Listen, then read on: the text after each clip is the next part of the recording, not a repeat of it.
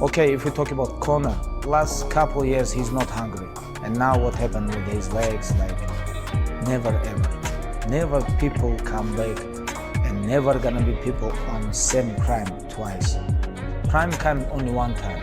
You're gonna be on crime, after that you're gonna go down. All respect for Max Holloway, but I don't know and I don't understand why UFC make this fight.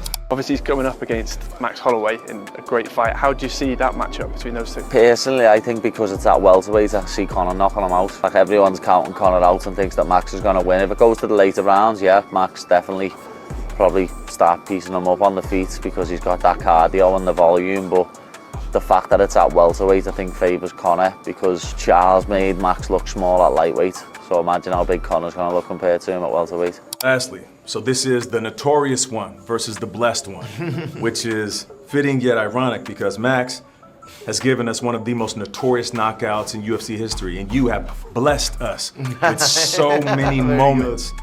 So the question that I have for Mystic Mac, as you like to call yourself, how does this one end? It's going to be a demolition. It's going to be an absolute demolition. I know the damage he's taken. I know I will just have to touch him. And after that, it will be clinical. So to win alone is not just enough. It must be spectacular, and that it will be. Forget everything you heard about McGregor versus Holloway too. Because what's McGregor's on the line for Conor? It's bigger than any belt.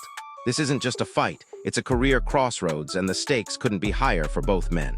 I think obviously like Conor is kind of like, he just has a good physique in general. There's never a time where you see him without his shirt off and he looks like shit. Yeah, fair. You know what I'm saying? He's jacked. He was jacked for a minute on his Lamborghini boat. He has a great physique, bro. Like I saw him set up like a circus good. tent or something in his front yard. But Did you see that? Yeah. Do you know where that was at? I have no idea. Yeah, it's like a full-blown circus tent that he just made a pop-up gym.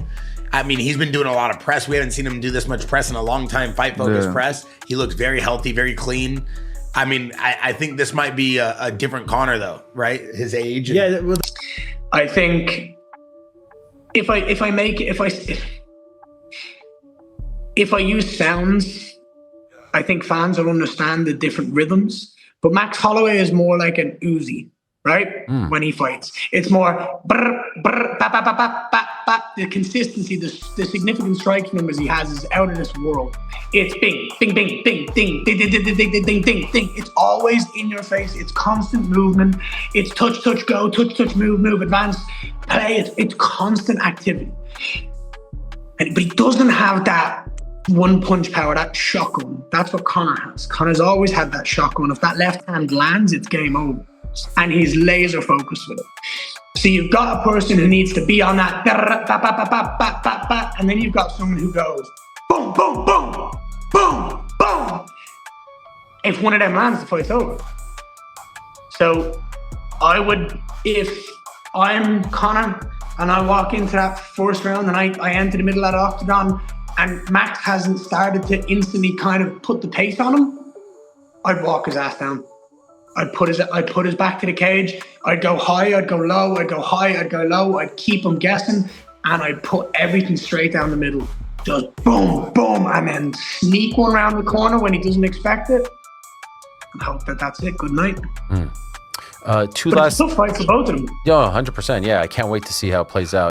The speculation is absolutely wild. Some say Bisping knockout power is still there, ready to shock the world.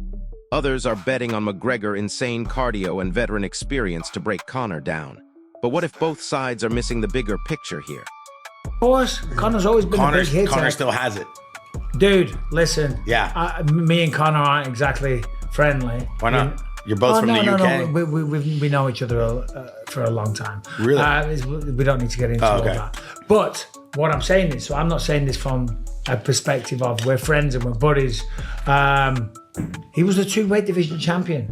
You know what I'm saying? And yeah, he made all this money and all the rest of it, but the man's the most powerful tool. Yeah. And the guy that was there, all right, granted, it was a long time ago, 2016, but if the motivation's strong enough, he can come back and look really good. And yeah, he was flipping out at Max the other day in that interview. Did you see that? But he was playing the game. He was promoting the fight, hyping it up big time, and he looks good. Yeah. You know, like he looks like he's training and taking the camp seriously. And if he is doing that, But here's the thing.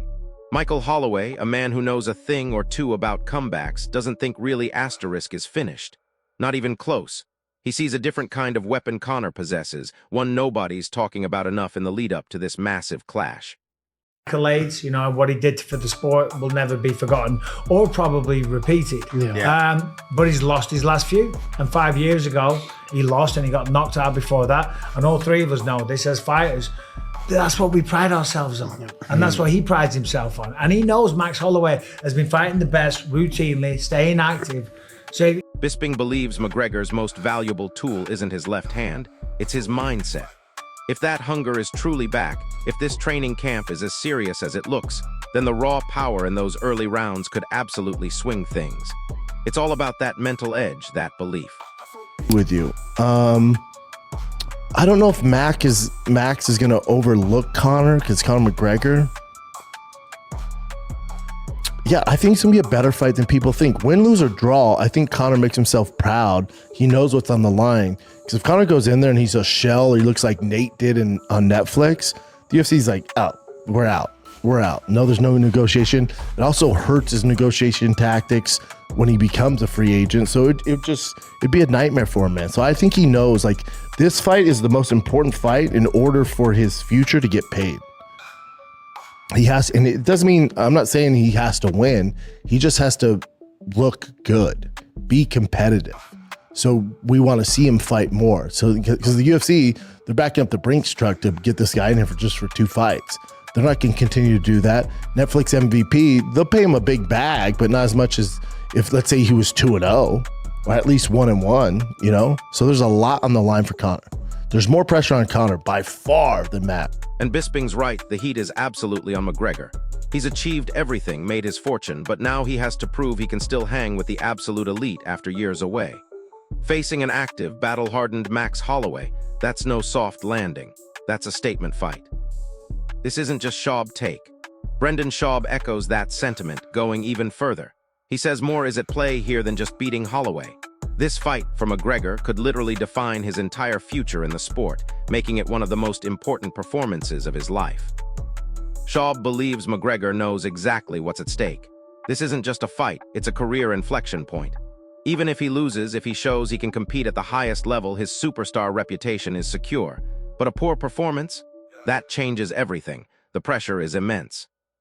Now let's talk about Holloway's side of the equation. Why take this fight at welterweight? Simple. Follow the money. Schaub outlined it perfectly. The financial reward and global exposure against McGregor make the weight division completely irrelevant. Max is getting paid, and that's the bottom line. But here's a wild card perspective. Ian Gary. He actually thinks McGregor's extended layoff could be a asterisk benefit asterisk. That period of inactivity might have reignited the very passion that made him a feared champion. And the move to welterweight? Gary thinks it just adds another twist in Conor's favor. Gary believes a bigger McGregor at welterweight means even more potent one-punch power. This isn't just about winning rounds, it's about a quick, decisive finish. Could this extended break truly make McGregor fresher and more dangerous than ever before? It's a compelling thought. And get this, Daniel Cormier dropped a bombshell about who isn't fighting McGregor. He argues Charles Oliveira might have cost himself a massive McGregor payday by looking too dominant against Holloway. It's a brutal truth about risk versus reward in the UFC's matchmaking game. Cormier believes Oliveira's elite grappling and ground control made him too risky an opponent for McGregor. Why take that challenge when Holloway, a striker, is a far more attractive and, frankly, safer option for a massive comeback fight? It's all about calculated risks and maximum profit. But it's not just physical. Renowned coach Ray Winkloning says it all comes down to which McGregor shows up. Can he recapture that legendary timing and precision? The mental game, according to Wink, is everything. He still believes in the upset if Conor is truly on that night.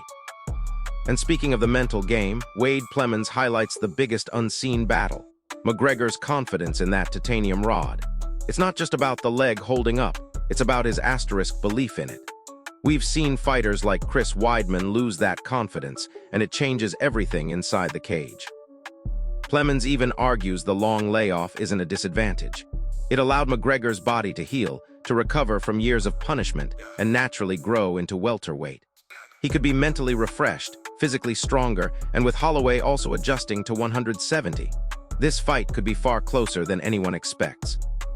So there you have it. This fight is a true crossroads for McGregor, a massive payday for Holloway, and a high-stakes gamble for both men. This isn't just about a win or a loss. It's about career legacy, financial incentive, and the mental battles that decide everything. Who do you think gets their hand raised at UFC 329, Conor McGregor or Max Holloway? Let me know your predictions in the comments below. If this breakdown helped you understand what's really going on, smash that like button, subscribe to the channel, and hit the notification bell for more insane UFC content.